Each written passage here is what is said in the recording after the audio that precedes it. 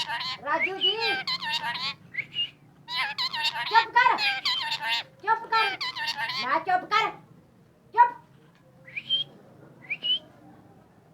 जा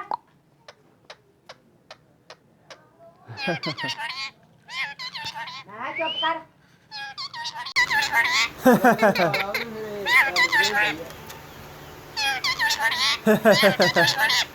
बस चुप चुप कर जा चुप कर मियाँ मिठू